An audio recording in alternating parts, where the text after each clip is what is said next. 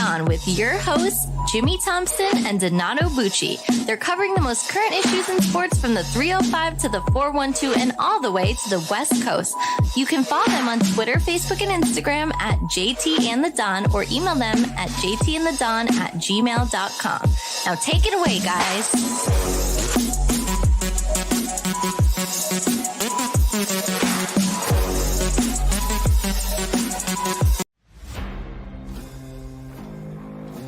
Give them a shot to do what?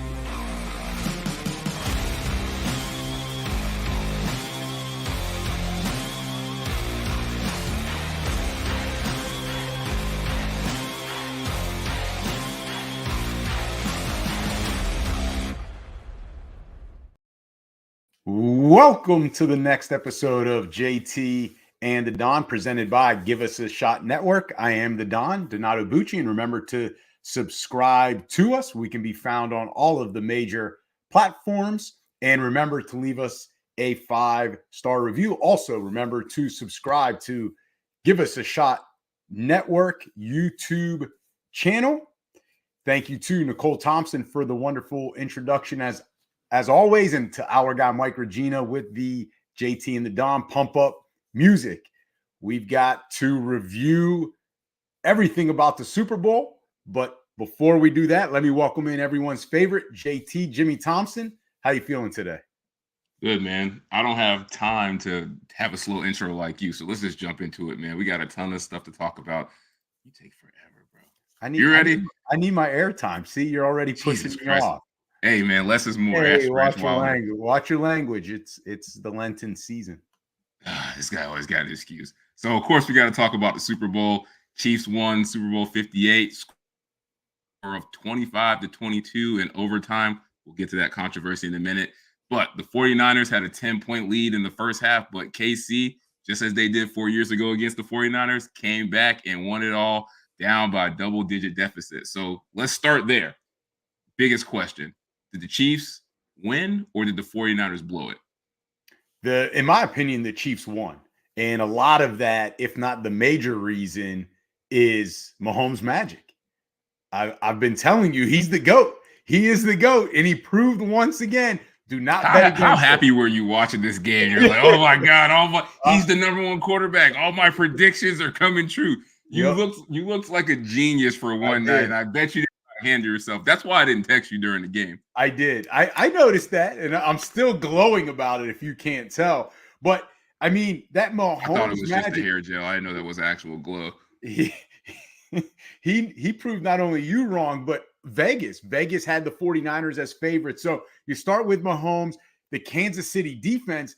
They stifled Baltimore 2 weeks earlier, and they did the same thing, in my opinion, to the San Francisco offense, which has even more weapons, along with creating turnovers. I think they had at least 2, and they really kept them in the game, meaning the KC defense, until the end for Mahomes to take over and do his magic. So that's why I don't quite blame San Francisco, because I think they didn't really hand it over to Kansas City. Kansas City did a lot of great things, and Kansas City earned it, because if you look at what happened 4 years ago, that was a complete collapse in the fourth quarter by San Francisco. That didn't happen this time. There wasn't that collapse where you can point to several things to say, wow. Yo, what are you talking about? We just said they were up by double digits and they lost. Like, that's not a collapse. Yeah, but that, I mean, it might not be a 28-3 collapse, but bro, this is a collapse. But JT, it was 10 points in the second quarter. 4 years ago, it was 10 points going into the fourth. Huge difference, big difference.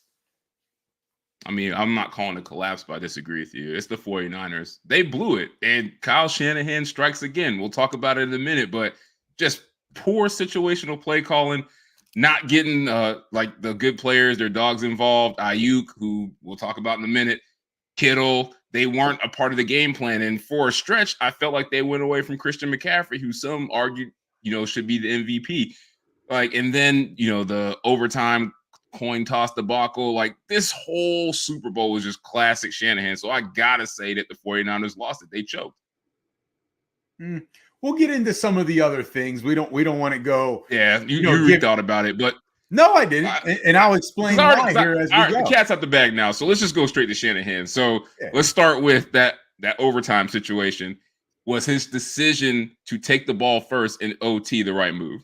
The end result says no, right? That it was not the right move, but you don't know that. Like, you don't know the end result while you're in the moment. So I think for many reasons he took the ball. And listen, I don't necessarily actually blame him for this decision. Maybe some other ones, and maybe we'll get to it here as we keep critiquing the Super Bowl. But this decision, I don't really fault him. I don't think that was the reason why they lost, because 4 main reasons why I think he took the ball.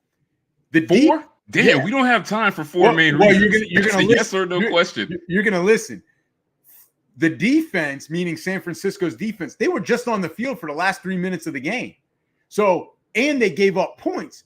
They need some rest. So I don't think you can send them back out there I need some rest to try to corral Patrick Mahomes. Then on top of that, the Kansas City defense, they were gassed on the last drive when San Francisco had the ball. If you kick the ball away to start overtime, Kansas City's defense gets now an extra time period to further rest. So you want to avoid that. Plus, he's thinking we go down and score a touchdown. That puts a lot of pressure on Kansas City. But more so, it seemed like his decision was based on the potential second possession they could get, meaning they get the ball to start, Kansas City gets it, and if it's still tied, that third possession goes to San Francisco. And at that point, it's essentially sudden death, JT. So that's all they would need is a field goal, and it's game over. Confetti comes down. Patrick Mahomes doesn't get another chance. So I think that third possession was the key. He was looking at, hey, Kansas City had not been able to sustain a drive all game by finishing with a touchdown. So he figured worst case. I get what you're saying. Essentially, he was trying to take away a possession from Patrick Mahomes. Yeah, he figured we go field goal in the first 2 possessions. I get a field goal in that third possession. It's game over. Mahomes never sees the field again. Yeah, I mean, it's hard to say if it would have affected the game, but I just don't think it was a good move. And you can see even Patrick Mahomes was shocked that they didn't defer. Like, once it's not sudden death anymore, like on the initial play or drive, everyone gets at least one shot, one drive. You got to defer. Like, I know you want to take away a drive from Mahomes, but you got to defer. At least, like, what if they would have held him to a field goal? Now, at least you know what you have to do. Like, all the pressure is on them. So I just feel like the person that defers is going to start winning these things just because it's hard to score a touchdown in overtime. So at least you know what you have to do. But I thought they should have deferred. That's just me. There's pros and cons. Let's stick with Kyle Shanahan. Hold on. There's pros and cons both ways. The pro is if you let the team. I get the pro. The pro is you get the ball twice. Mahomes get the ball once. No, you just said you give the ball to Mahomes. And now you know what you have to deal with as far as play calling, what you have to do when your chance comes to get the ball. Because if you kick it to KC, they score a field goal, you know you get a touchdown, you win. I get it. Right. But the thing is, if they kick the field goal and then you kick the field goal, Mahomes gets the ball last. And I think that's what he was trying to avoid. Or maybe I go for it. And then put the pressure on them to score first, man. And then there's even more double guessing of Shanahan if he goes for the touchdown when a field goal could have tied on the second possession. All right, so we're sticking with Kyle Shanahan. He's going to be a consistent theme on this show, I feel like. But Shanahan, of course, on Wednesday, they basically fired defensive coordinator Steve Wilks. Earlier this week, Nick Bosa commented that the defense could have been more prepared in zone read, whatever that means. Is Shanahan justified in firing Steve Wilks after one season as the 49ers defensive coordinator? I think no. I can't believe this happened. The dude, they're in the Super Bowl, and they give up only 3 points the whole first half to Kansas City's offense and Patrick Mahomes.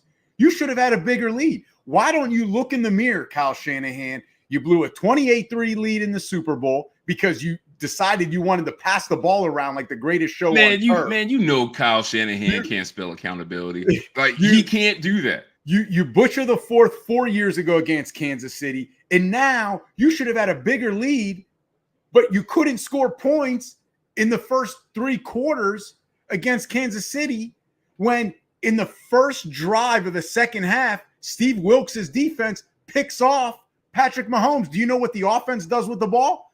I think they went 3 and out. They didn't get points. They were at half field. They were at midfield when they got that turnover, and they got no points out of it. Steve Wilks isn't calling the offense, Kyle Shanahan. And Kyle Shanahan said, well, Steve Wilks wasn't the right fit. We essentially brought him in, but we wanted to keep D'Amico Ryans in Robert Saleh's defense. So Wilks had to learn it. Like, one, there's always a learning curve when he's going into a new defensive system, which I understand all the players have known it for years. Let one guy learn it instead of a whole team learning Steve Wilks' defense. I get that. But if you're going to ask that of Steve Wilks, meanwhile, they ranked 3rd overall in defense in the NFL, which is still pretty good, you have to give him more than 1 year. And the Bosa comment is ridiculous. Hey, Bosa, if you've never seen zone read, I don't know what else to say. I don't know if you can be coached. How can you sit there and say we should have been more prepared for zone read? Okay, you saw it the first. Like, you a $200 million player. Like, what does Steve Wilks do to prepare you for zone read? You didn't see that at Ohio State. All the college teams run it. And then on top of that, you saw it early in the overtime, and then he ran essentially zone read again on the touchdown pass. It was just quicker. You crashed both times instead of staying at home. I don't know if that's coachable. I don't know if you can coach that. I don't understand. Like, what else is there more to be prepared about with zone read? You got to stay at home. I mean, unless he's telling you to crash down. Yo, it's funny we were talking about Nick Bosa. Maybe Wilks said it's that. Funny I don't we're know. Talking about Nick Bosa. It's funny we're talking about Nick Bosa because I feel like I'm starting to see he's starting to get this reputation as a guy that plays kind of out of structure and just goes upfield trying to get a lot of sacks now. I hadn't heard that narrative about him, but every time I go on social media, like the past couple weeks, I've been seeing that about him. So I don't know, maybe this is like the new thing with him.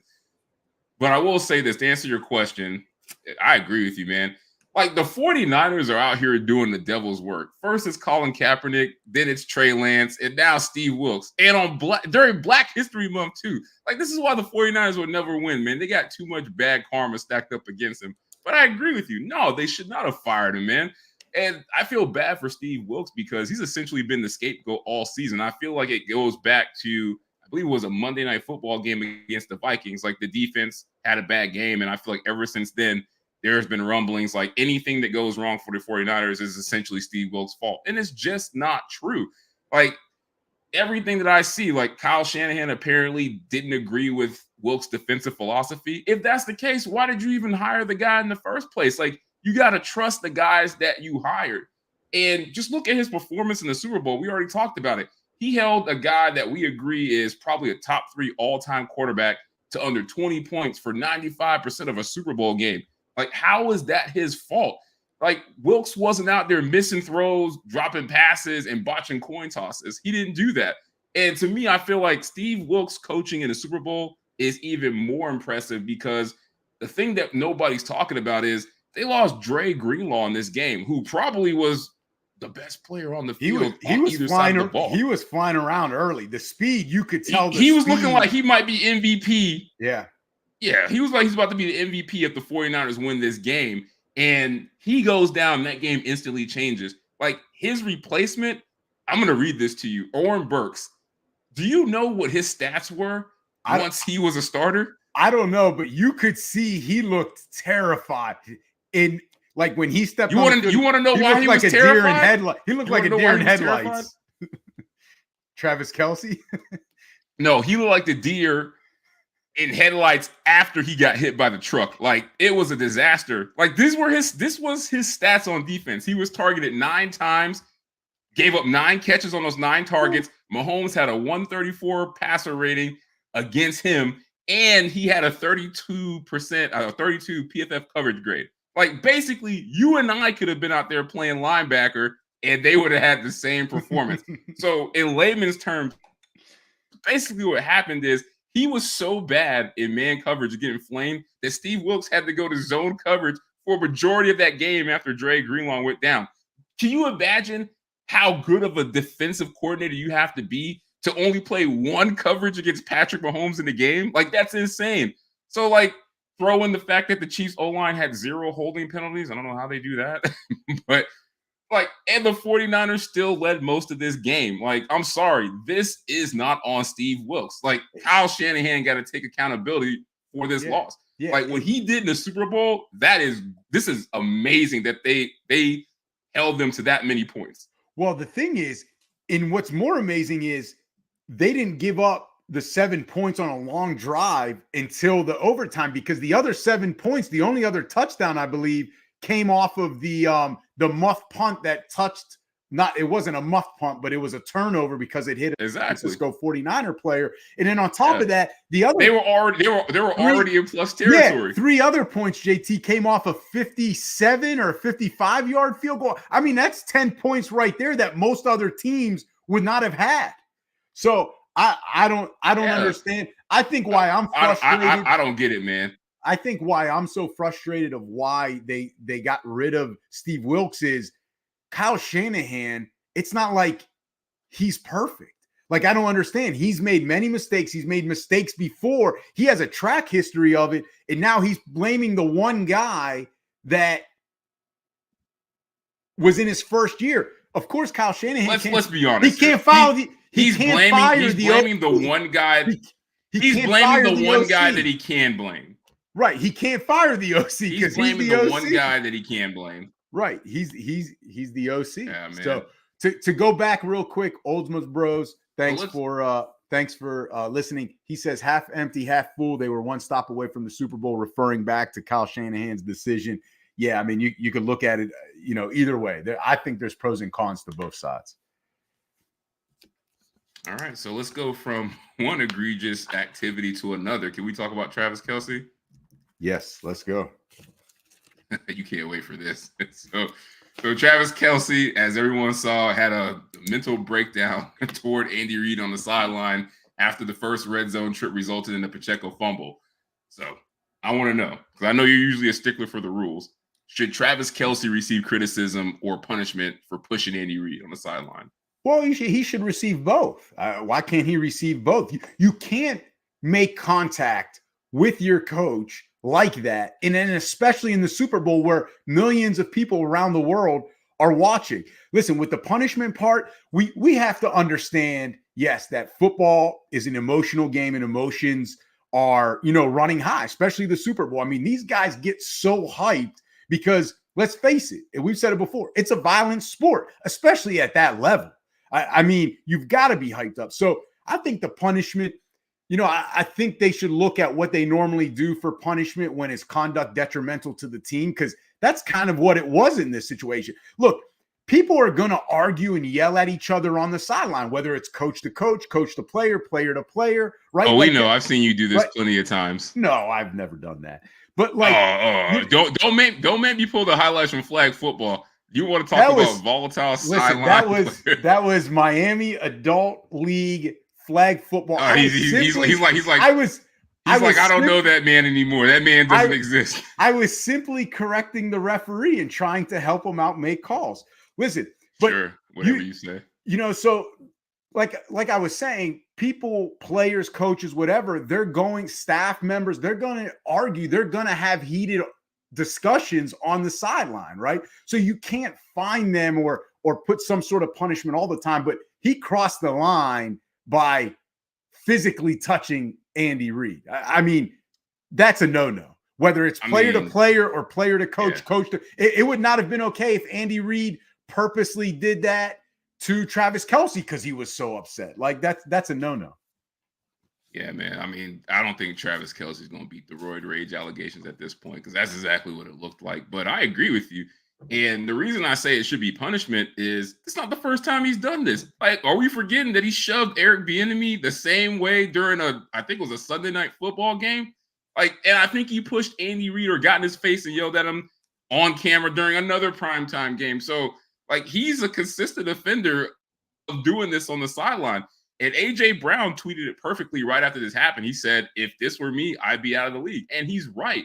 Like, Kelce has always gotten this pass where when he does this, it's just him being fiery. And it's because he's Travis Kelce He's one of the greatest tight ends, if not the greatest tight end of all time. So we're just letting him get away with it. Like, I don't understand how you don't get punishment or criticism. Like, nobody's talking about this at all. Like, we talking more about Steve Wilkes and Brock Purdy than Travis Kelce actually committing an assault on the sideline. Like, I don't get why we're not talking about it. Like, imagine if Chris Jones or Lamar Jackson pushed their coach during the Super Bowl. Like, the media will be talking about this nonstop.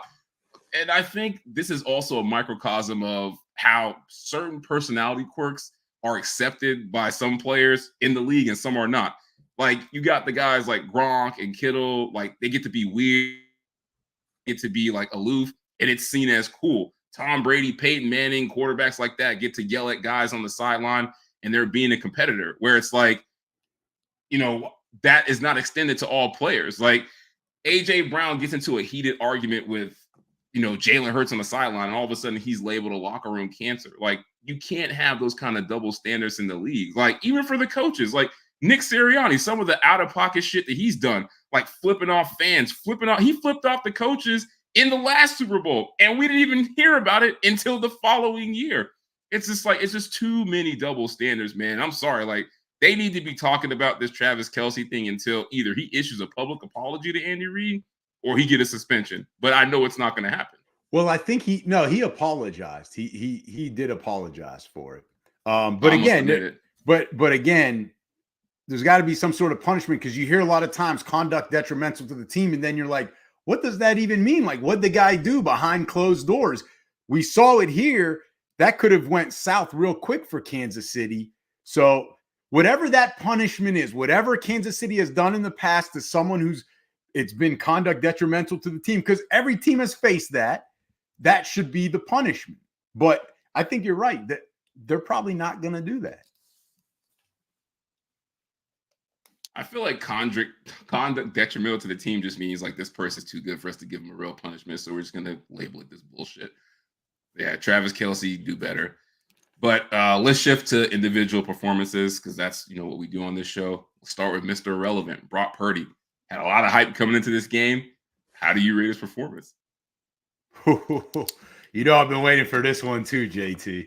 I did not know. Let me sit back. Let me mute my mic. Let me give you, I'll be quick, but let me give you some stats real quick. 23 of 38, 255 yards and a touchdown. That's Brock Purdy. Okay, not bad. Patrick Mahomes, 34 of 46. So more attempts, less incompletions by Mahomes. He threw 2 touchdowns, which was one more than Brock. He did throw an interception. But here's the other big difference. 12 rushing yards for Brock Purdy, 66 for Patrick Mahomes. That's that Mahomes magic. If we switched QBs in this game, if the teams just simply switched QBs, nothing else, coaching staff, Kyle Shanahan with his play calling stays the same, everything else stays the same, who do you think wins that game? Who are you taking that would win that game if we switch just the QBs? Oh, Patrick Mahomes was the 49ers quarterback. It's a blowout. It's a blowout. Right there, the max I can give him, the best I can give him. Yeah, if we switch quarterbacks, it's a blowout. So that's my point. The best grade I can give him is a C+ at best. At best. And listen, he didn't turn it over and all of that. So that's why I would keep it at a C+. But in this game, when everyone's talking about you're a game manager and your coach, everybody in the media then is defending Brock Purdy, then you got to play. You got to step up. And I don't care whose other fault, what the play calls are, you've got to have a better performance than that. 23 of 38. Not all those incompletions are drops. So you're missing guys. You're not making the throws. So C+ at best, JT.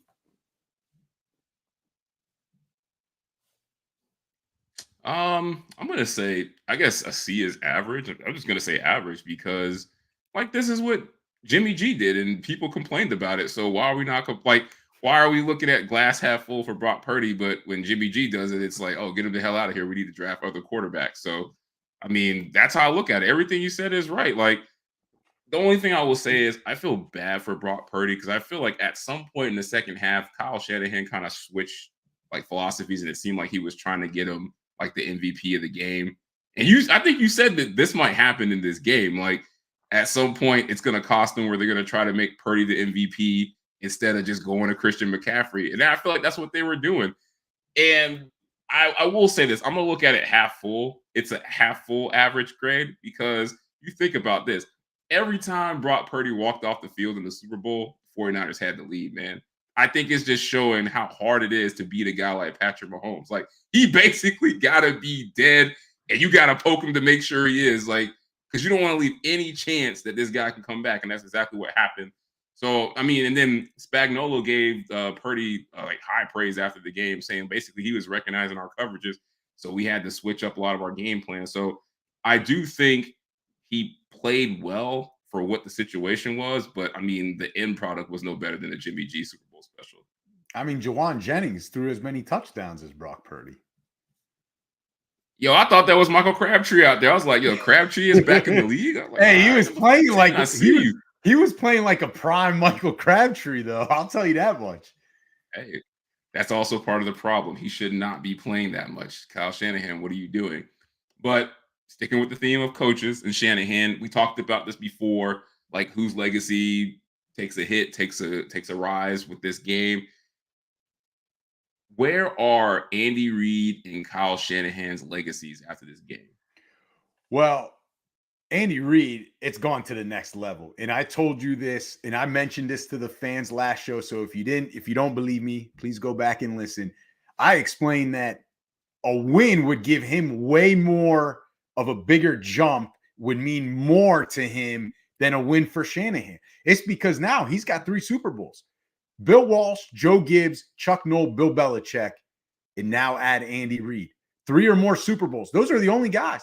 It's 5 guys. Not Vince Lombardi, not Don Shula, not Tom Landry. It's Andy Reid. So his is to the next level. I mean, he cemented his legacy at this point as, hey, he's got to be mentioned up there. Minimum top 10, maybe a top 6, top 5 all-time NFL football coach. And then for Shanahan, listen, he just keeps digging that hole of trying to overcome 28-3 further and further. Like, he just keeps piling and piling on mistake after mistake. The mistake I believe here was he didn't run it with McCaffrey enough. McCaffrey had success early, yes, had that fumble, but you can't let him go. And in fact, what I would say is you should have ran the ball more, but included Elijah Mitchell too. Give McCaffrey those breathers. Mitchell would have been able to run, and McCaffrey would have been more fresh. That was where the mistake was. You shorten the game. If you get another touchdown, 17-3, it's ball game. So, Shanahan, I'm sorry, but we know what you are at this point. So, I agree with you on the Andy Reid take. I think he's a top 5 coach. I think it's cemented now. Like, there's no conversation to be had about it. Now, Kyle Shanahan, I kind of disagree with you because I think we forget how hard it is to win a Super Bowl, much less get to one in the NFL.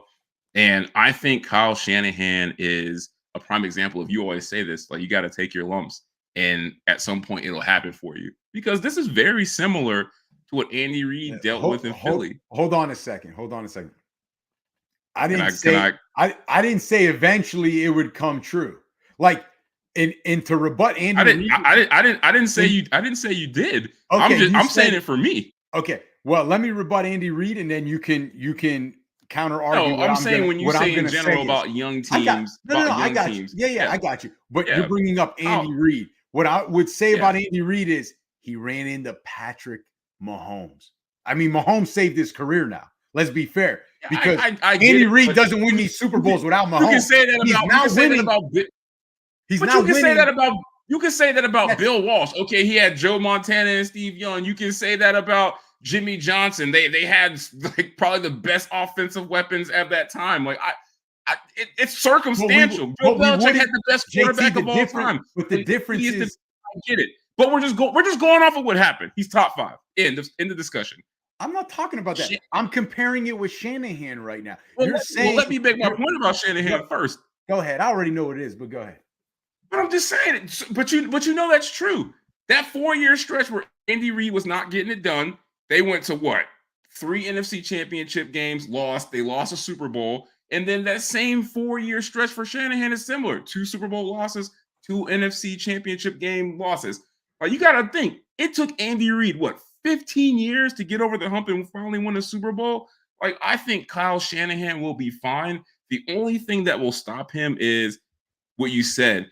He can't be in his head about that 28-3 because that shit's over. You can't go back and redo it. You blew it. And to be honest, the saving grace is you lost to Tom Brady.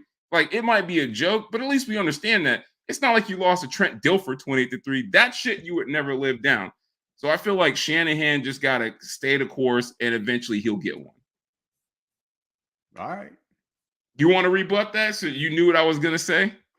Yeah. My whole point is Andy Reid found Patrick Mahomes. So unless we're talking an all-time, like maybe the greatest of all time, if not behind Brady. He wasn't going to win with Alex Smith.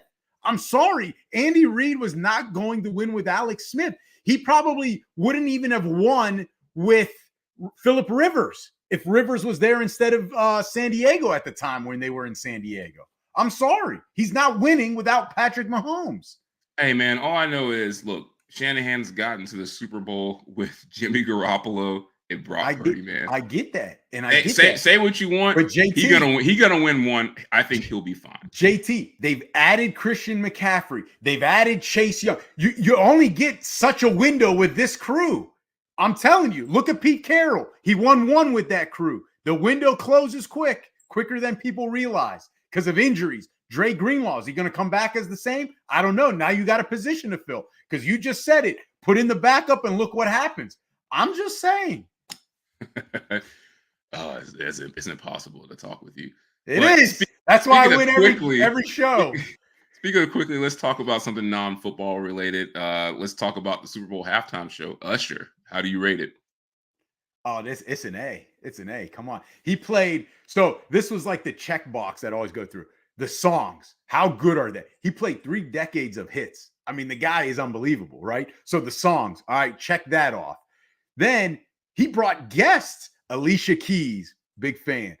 Lil Jon, Ludacris. We all big fans of Alicia. I feel like the fact that he had Alicia out there, it's an A+ performance. So I'm just saying. And he had others out there. All right. So check the guests, A list.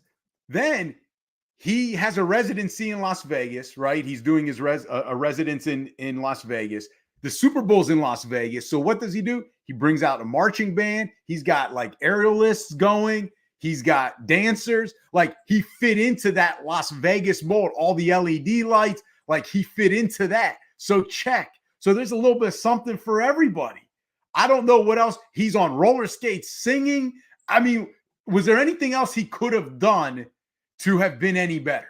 So I'm going to go A at a minimum. Reason why A+ is like, man, A+, you got to be in like that Michael Jackson, Beyonce, like Prince. I don't know if he was quite to that level in this show. So I'll give him an A. Yeah, I mean, I'll give him an A. A+ is kind of hard. I don't think it's one of the all-time great performances, but I mean, shit was good. Like you said, he had all the guests, and his guests could have done their own Super Bowl halftime shows. Like, you got Alicia Keys looking amazing, by the way. Shout out to Alicia Keys, man. Like, Usher, you need to back up a little bit. You can't be that close to her, man. But he had her and Luda, Lil Jon. Like, the performance was so good. Like, the people that were performing were getting hurt. Like, I don't know if you saw, like, the dancers were falling off the pole. I saw a girl go on social media. She had like a black eye, broken arm. Like, the performers really put their all into this performance. People were getting tossed up in the air. Like, it was a crazy show. Like you said, roller skates. Another person fell off the stage doing the dances with the roller skates. First of all, do you know how hard it is to sing, do all this dancing, do all these crazy costume changes? And on top of that, you got a roller skate on a small stage. I know you can't do 4 out of those 5 things, and much less do them all together. So it was hella impressive. He played every song I wanted to hear. He brought back a lot of memories. Having those dudes show up for as a finale, I mean, you can't top that, man. That's amazing. All right. So let's go on to the check game. The check down game. Sorry, Brock Purdy should have done some more check downs to Christian McCaffrey. My bad. So check down game. All right. We'll ask a question and we'll provide multiple potential answers. Then we'll select the answer we think best fits the question, just like a multiple choice test. All right. Ready, JT? go. All right. More to blame, Kyle Shanahan or Purdy for the loss? Shanahan, next. I agree. Run the ball. Run the ball. Come on. Figure out the Kansas City defense. You're an offensive guy. Plus, always falls on the head coach. All right. Better all time, Patrick Mahomes or Peyton Manning? Yo, it's crazy we're even having this conversation right now because at what point would we think we'd be comparing quarterbacks to Peyton Manning that haven't even played in the league a decade? Yeah, he's not even 30 yet. He's not even 30. I'm sorry, I hate this, but it's Mahomes, man. Yeah. Like, just look at what he's done. Like, Mahomes has gotten all the hard shit out of the way. He's already won more Super Bowls. He's got more playoff wins. 15 playoff wins to 14 playoff wins for Peyton. 6 seasons versus 17. That's insane. More passing TDs. I think he's like third all time in playoff passing TDs in 9 fewer games than Peyton. And Mahomes has, like I said, he has all the difficult stuff out of the way. So realistically, all Mahomes has to do is just pad stats now during the regular season, and he will lap Peyton Manning. Well, I hate to say it, but him versus Peyton Manning is already over. But Mahomes just worked backwards. No load management for Patrick Mahomes, you're saying, right? For real. He needs to pad the stat. Listen. No. He's like, look, man, I'm doing everything hard up front. Neither could beat Tom Brady, right? Especially in the big playoff games. So we'll start there, right? So neither one really has a leg up, in my opinion, there. Mahomes more Super Bowls, even though that doesn't always matter when it comes to football players because it is a team sport. But this is the difference, JT. We all know how good their arms were, how good of quarterbacks they were, their football IQ through the roof. But Mahomes has that extra dimension of scrambling, improvising, running zone read. Like he can do so much more out of structure than Peyton could ever do. Like right. Peyton's whole thing was like in the structure that I create. Mahomes is like, forget that. Like, we're just gonna run around and make it happen. And to be honest, that's the difference. That Mahomes is just not only can improvise, but he just has that extra little bit of something that, like you said, when the play breaks down, Mahomes can make magic happen. Peyton, he was throwing the ball to the sideline, making sure he was out of the pocket and to the line of scrimmage, right? So I think that's the biggest difference. Like, I wonder, that Super Bowl where the Broncos got blown out by the 49ers and Legion of Boom, like, I wonder if Mahomes was in that Super Bowl. The Seahawks, not the Niners. Yeah. Yeah, Seahawks, yeah. I wonder if Mahomes was the quarterback instead of Peyton Manning. Like, that game probably would have been much different. And that's the difference to why he's better is you make Peyton Manning uncomfortable in the structure, and that's the ultimate, the worst case scenario was that Super Bowl. I think Mahomes gives them a dogfight, and they might win that game. So I agree. They might still lose because I can't remember how good all of those Bronco weapons were, but I mean, they had he keeps them in the prime, game. Decker Decker, Julius Thomas, 2 good running backs. Like they're pretty loaded. Yeah. Yep. No one scoring offense in the league that year. You remember? Didn't Peyton Manning throw like 7 touchdowns against your Steelers opening night that year? Nah. All right, next one. Like more likely to be traded. On to the next question. Justin Fields or Russell Wilson? Hey man, the more I read and the more I hear, I think the Bears are gonna stick with Justin Fields, man. I think it's Russell Wilson. They gotta move him. I don't see any way that they repair that relationship between him, Peyton, and the Broncos management. Like, Sean Payton threw him under the bus so many times last year. Not only threw him under the bus, but reversed full throttle and ran over him multiple times last season. Like, you can't come back from that. And I think Sean Payton's legacy got a little dinged up last year, and I can't see him wanting to stay attached to Russell his entire second stint as a coach. Because if he does, it might get him fired. So I think Russ has got to be gone. I think it's Justin Fields. Listen, I think there's more of a want for him by teams. To make a trade, JT, it's got to be two partners. There's got to be 2 sides. I don't see where that's coming from for Russ. He's older, has that cap hit. He hasn't played at the level he once was at. I don't think he's ever going to get back to that level. And if you're going to make a move like that and give up capital, get the player with a higher ceiling. And it's clearly Justin Fields. If anything, like you said, Sean Payton may not want him there. I get that. but they may have to restructure and cut him to absorb a cap hit, because he may not be there, but I think it may be via being released and not by trade. So I'm still going to say Justin Fields is more likely to be traded, because the Bears are going to go Caleb Williams. They can't afford to pass him up, because if they do, and he turns out to be the next great thing, the next great whatever quarterback. Just saying, if he turns out to be the next Patrick Mahomes, that's what everyone's hoping for. Then they can never live that down. Everybody in that organization is gone. You don't want to be known to be the person that passes up a generational talent like that. So I think it's Justin Fields that is more likely to be traded. All right, Man, you bigger know issue. how I feel about Caleb. I don't think he's generational, but we'll talk about that at a later date. Yeah, and I may be with you there. Bigger issue: Brandon Ayuk's post-game comments on social media, or Antonio Gates not being a first ballot Hall of Famer. Now, let me tell you what Brandon Ayuk posted. So JT he loves to get in these production meetings, gives out all these ideas, and then I got to do the hard work. Oh, God forbid I come up with shit for us to talk about on this show.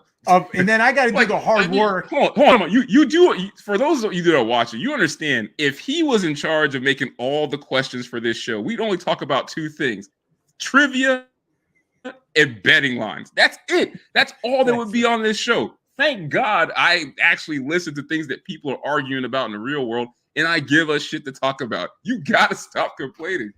But what I'm saying is, then you make me do all the hard work, and I got to find all these things, create the script. So listen, when asked if he hoped to stay with San Francisco, Brandon Ayuk's answer was, and I quote, "if that's the right move." Then he posted a cryptic message on Instagram, quote, in quotes here, "don't forget what got you here."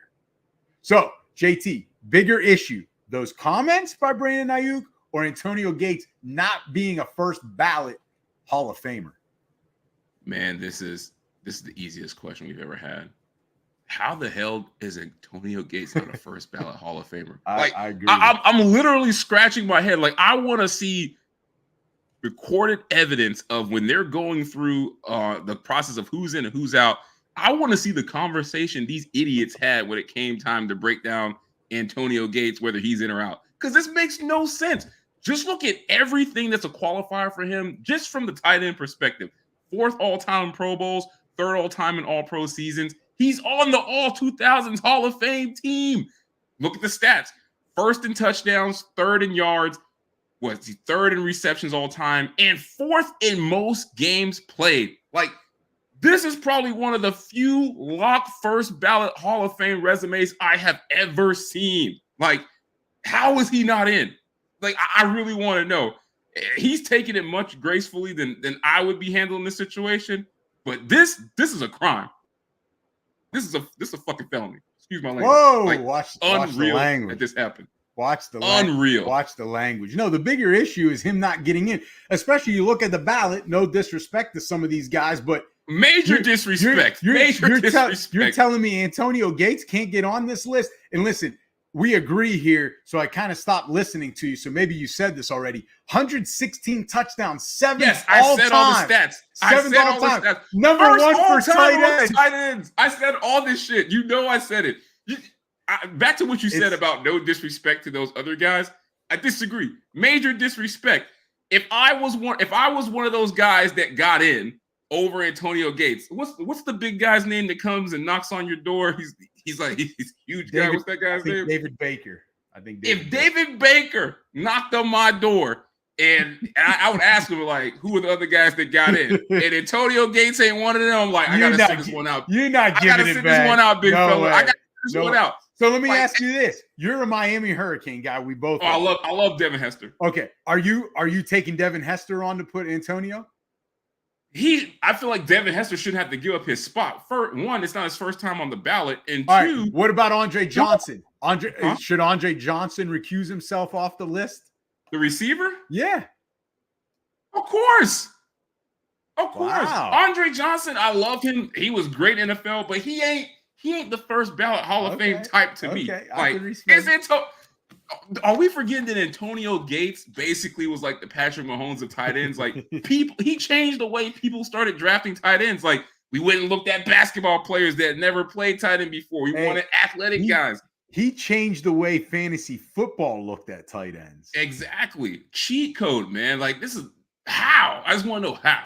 Hey, what's his name? Chris Baker, the big guy. Look, man, you should have looked at that list and been like, all right, I ain't knocking on this guy's door. I'm going to just go to Antonio. I'm going to make an executive decision. Wow. Let's go back real quick. Oldsma Bros, thanks for listening all show here. Manning went to 4 Super Bowls with 4 different head coaches. That's respect. But Mahomes has gone. He was the head. No, he didn't. He was the head coach on all of those teams. Mahomes has gone to 4 Super Bowls already before the age of 30. And then Manning 3 for 2 against Brady in AFC Championship games. Okay, I'll give you that. But I would say in their prime, I think he was 1 and 2.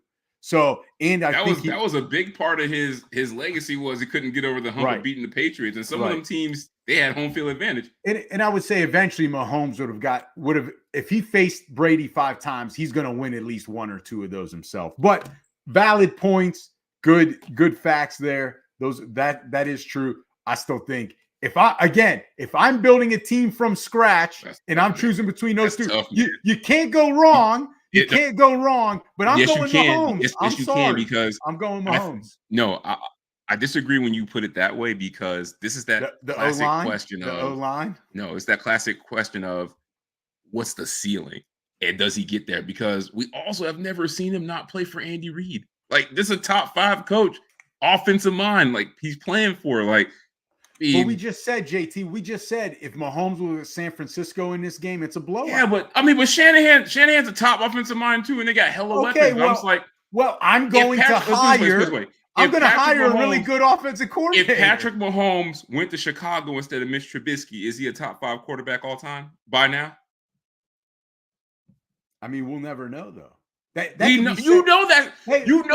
Mahomes with Matt Nagy as a head coach is not going to be a top 5 quarterback. But I will say this: Peyton Manning went to a shitty franchise and turned them into one of the best franchises in the league. Like, he was the person that turned that franchise around. Like, I don't know if Patrick Mahomes is that. But see, this is what I love. And we'll never know. We will never know.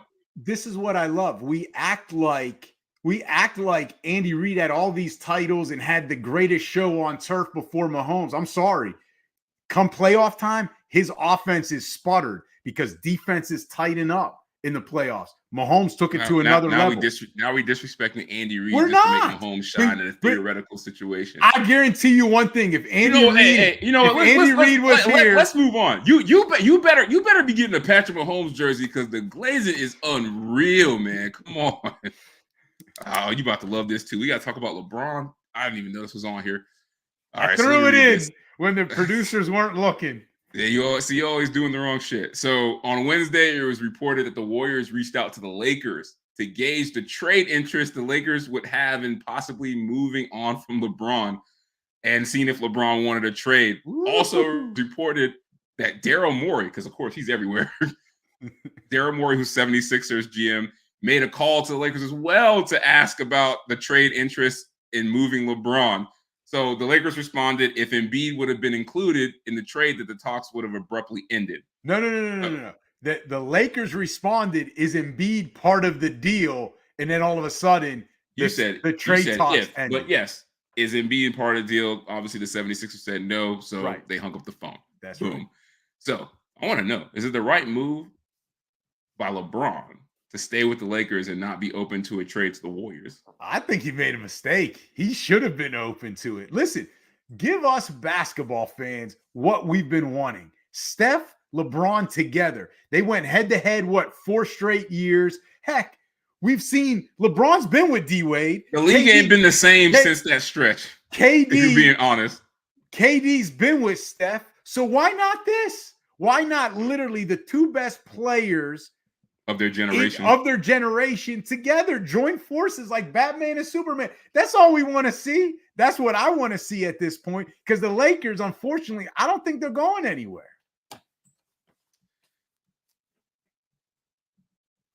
I love your process, the way you eloquently laid that out, but I'm gonna say no. And we said this before. Big trades like this aren't born at the deadline; they're made in the summer. And I feel like the Lakers are still in the title hunt, even if we don't think they're going to win. LeBron's legacy would take a massive hit if he left the Lakers midseason and he left to join the Warriors. I think it would be detrimental to his legacy. Like, you can't leave that franchise while they're still competitive to join the Warriors. Like, the Warriors have relegated the Lakers to the basement of the West and the basement of California sports until LeBron got there and kind of brought him up. So, I mean, there's probably a lot of stuff that LeBron would like to do, but because of his legacy being in the balance, he just can't make those moves. Like, he can't make moves like KD. Like, KD legacy ain't nearly as high as LeBron. So I think he can't do that, man. But JT, he's already done that 2 other times. Yeah, but he did it in the offseason. And he did it when people thought, like, hey, look, it was Cleveland. Everybody's like, Cleveland's a horrible franchise. But JT, he left those teams hanging. At least he's bringing back huge capital and assets. I would have gone to the Warriors. Back to the Lakers, though. He would have brought huge assets back to the Lakers. And this is the other thing. He already won the Lakers a title. He did what they wanted him to do there. Now they have a chance to rebuild because of him. The Lakers are not a one-title franchise, and you know this, bro. You know, you better go get them more help because those guys there, they ain't cutting it for them. All right, the most popular segment in all of sports talk, Forget About It or Fugazi. We'll read a statement. If we agree with it, we think it's a hot take, we'll say forget about it. If we disagree with it, we don't believe it, we're going to say Fugazi. All right, got it, JT? We've done this enough times. All right, first one. The Chiefs are officially a dynasty. Forget about it. They got all the AFC championship games, the home playoff wins, the Super Bowls, the best quarterback of all time. It's a dynasty, baby. What is it? 6 straight AFC title games? I don't know what's crazier. The fact that they got these 3 Super Bowls, or the fact that this man just finally played his first road playoff game ever, like this year. Like, that's insane. But yeah, it's a dynasty, man. Sorry. Forget about it. This is the perfect statement that gives the one word forget about it, and we move on. All right, next one. Victor Wembanyama is already a top 10 NBA player. Forget about it or Fugazi. Man, this got me really thinking here. I'm still going to say Fugazi, but it's not a knock on him. It's just because he's a little young, and I'm telling you, there's a lot of good basketball players out there. Like, you even think of if you think about a Jalen Brunson, some people wouldn't think of him top 10. He may be in my top 10. And then you go down the list. Yes, you've got the Giannis's and LeBrons are still up there, but you go down the list and you're like, there's some really good players, and a lot of them are young, like an Anthony Edwards, like or Tyrese Halliburton, or a Halliburton, my God. Like, you start to see this and you're like, I don't know if Wemby's quite there. He will be one day. I think he's proven that, but not quite yet. So I'm going to say pump the brakes for Fugazi. Hey, look, man, I think the time is now. I think it's forget about it. Like, look what he's already doing. Like, he's already putting up all-time insane, like, per 36 numbers just in 28 minutes a game. Like, he's not even playing the full starters minutes, and he's putting up crazy stats. Look at his averages. 20 points, 10 boards, 4 assists, 3 blocks, 1 steal, and a 3-pointer per game. And his percentages are great already as a rookie. I'm sorry, you could call me being, I'm hyping him up too much, but I think we are seeing the start of the next Wilt Chamberlain. Like, this is the stuff that you don't see at all, ever. Like, he's doing stuff that you're like, man, y'all got to pull up the tape. I got to see who he was playing against. And he ain't playing against plumbers and insurance salesmen. Like, these are all-time great NBA players across the board, athleticism, size-wise. And he's doing this as a rookie. Top 10 player for me already. All right. I don't like how you took some cheap shot at guys, but okay. We'll go on to the next one. The Bucks made a mistake hiring Doc Rivers. This man took a cheap shot at Peyton Manning, but he's mad that I didn't take a cheap shot at Peyton Manning. Brunson. I did not. I did not take a cheap shot at Peyton Manning. What are you talking about?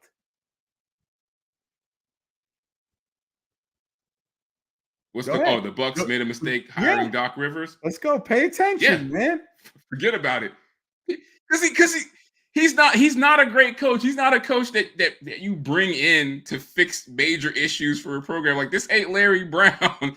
Like, they still, the same shit that they were struggling with when they had Griffin as coach is now worse with Doc Rivers. Sorry.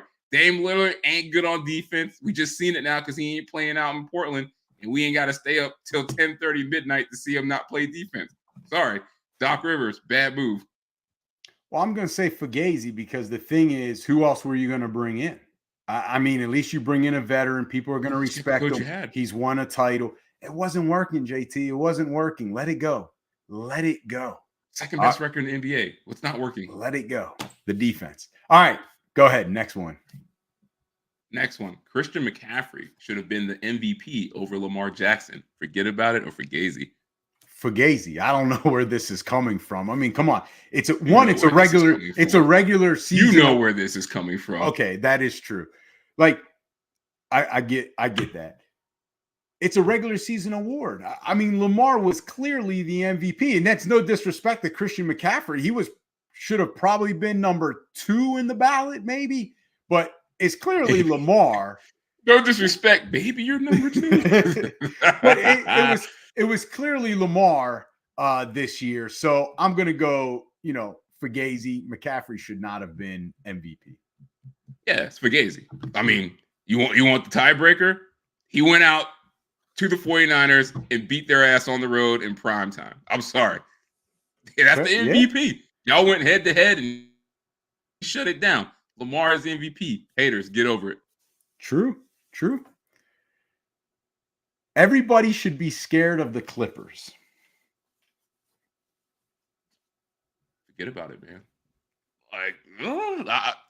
Dare I say Kawhi Leonard is garnering MVP consideration, and he's playing games, even though he was out last night, but he's been playing the games. Harden is having another clean season on offense, and this big three is actually rounded into form like we hoped the Brooklyn big three would. I'm sorry. Like, if all 3 of them dudes are healthy, they're gelling, and they're playing well individually, why would you not be scared of this team? Like, those are 3 of the top 15 players in the league on one team. Fugazi. I've been burned by the Clippers plenty of times. That's 1. 2. Oh, they still got medicine for that, man. Get over it. Hold on. It's a different year. No, it's not. They still got James Harden on the team? They still got James Harden? Yeah. That's your poison right there. There's no medicine. There's no vaccine. So James Harden is the anti-Andy Reid. If you got him on your team, it's okay. There's nothing. There's nothing for the James Harden poison. There's nothing. I'm sorry. There is nothing you can do when he's on your team. And JT, they're peaking too soon. It's only the All-Star break. There's 4 months to the NBA Finals, right? Because it's going to come early to mid-June. That means there's 4 months for James Harden to be unhappy about something or an injury to get Kawhi or Paul George. It's too early. You know what's crazy? Is it just me, or this feels like this is the longest NBA season ever, man? It feels like it took us forever to get to the All-Star break this year. I'm like, damn, we got 4 more months of this. Like, this NBA season is. I'm an advocate for cutting that shit down. Wow. Make it 62 games or something. Cut it down. All right, last one. The Atlanta Hawks should build around DeJounte Murray instead of Trae Young. Man, when I look at their stats, I'm like, whew, Trae Young can distribute. He can score, hit the 3. But you know what? I'm going to say forget about it here. I'm going to go DeJounte Murray because I've always liked him since he was with the Spurs as well. And the reason why at this point is like, Trae Young, you only get so many chances. And I'm starting to get worried. You ran one coach out of town. Like, you haven't been able to really win in the playoffs except that 1 year. So if I can only keep one of these guys, I'm going to go with the safer bet who still has a very high ceiling. I'm going to go DeJounte Murray. But before I would do that, I would check the temperature in the locker room to see if DeJounte is really that guy. And 2, is Trae Young not able to get along with all teammates. So, but I'm still going to say forget about it. I'm glad you finally came around this side because we talked about this, not necessarily building around DeJounte, but if you could build around Trae Young. And I told you exactly, like, I don't think he is a guy you can build around anymore. And I think this is forget about it. And you're talking about checking the temperature room. I'll give you one better. The temperature has already been checked because guess what? At the trade deadline, the coach, Snyder, already said I want to keep DeJounte Murray. I think he's a guy we can build around. I'm sorry.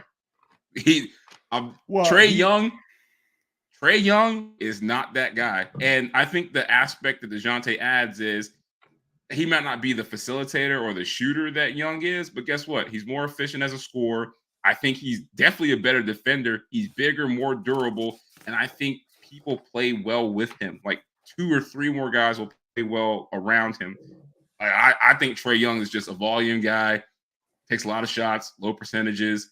They go in sometimes. He can hit the 3, but I mean, he can't defend anybody, and you know they don't like him in that locker room. Like, you know it. It's been that way since he got there. I'm building around DeJounte. You know, these are supposed to be quick answers, and because of that long-winded We're done. answer Go on to the next one. that I had already. There we go. There's nothing left. No, we got to skip that segment. We don't have time.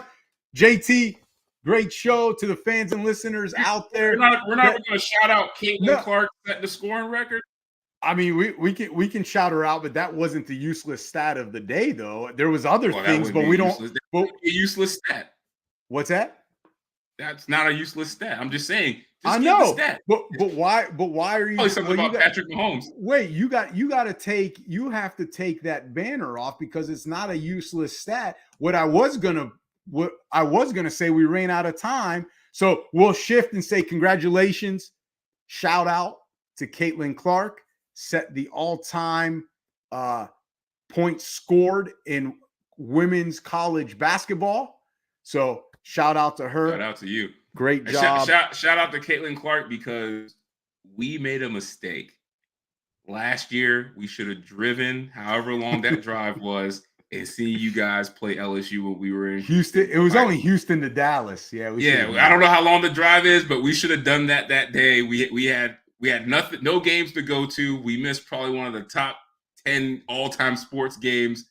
And we had it right there and we didn't do it. So Caitlin, we're sorry. We're happy you got this record. We think you're going to do great in the WNBA. Yes. And that's going to bring a ton of excitement to the WNBA.